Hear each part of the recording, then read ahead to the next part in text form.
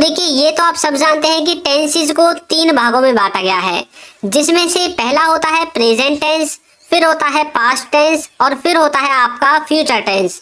अब ये जो आपके तीन भाग हैं, इनको अलग से चार भागों में बांटा गया है। जैसे कि प्रेजेंट टेंस को बांटा गया है प्रेजेंट इंडेफिनिट में, कंटिन्यूअस में, परफेक्ट में और परफेक्ट कंटिन्यूअस में। इसी तरह से जो पास्ट टेंस है, इसको भी past indefinite, past continuous, past perfect और पास्ट परफेक्ट कंटिन्यूअस। और इसी तरह से फ्यूचर को भी इंडेफिनिट, कंटिन्यूअस, परफेक्ट और परफेक्ट कंटिन्यूअस, चार चार भागों में बांटा गया है। अब देखिए यहाँ पर जो प्रेजेंट है, प्रेजेंट का मतलब होता है वर्तमान काल, पास्ट का मतलब होता है भूतकाल और फ्यूचर इसका मतलब होता है भविष्य काल।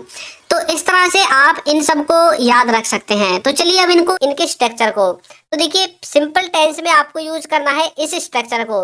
एसयूबी का मतलब है सब्जेक्ट, एचवी का मतलब है हेल्पिंग वर्ब और उसके बाद वर्ब, उसके बाद ऑब्जेक्ट। अब हेल्पिंग वर्ब मैंने नीचे लिखी हुई है और नेगेटिव में देखिए, नेगेटिव में ये वाला स्ट्रक्चर यूज होगा और इंटरोगेटिव में ये वाला और इंटरोगेटिव नेगेटिव में ये वाला। इनका आप स्क्रीनशॉट भी ले सकते हैं।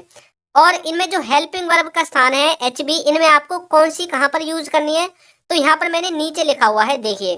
प्रेजेंट में आपको यूज करनी है ये वाली, जैसे प्रेजेंट के इंडेफिनिट में डू डज, प्रेजेंट के कंटिन्यूअस में इज एम आर और उसमें वर्ब के फर्स्ट फॉर्म के साथ आई एन जी, पास्ट में ये वाली और फ्यूचर में आपको यूज करनी है ये वाली हेल्पिंग वर्ब।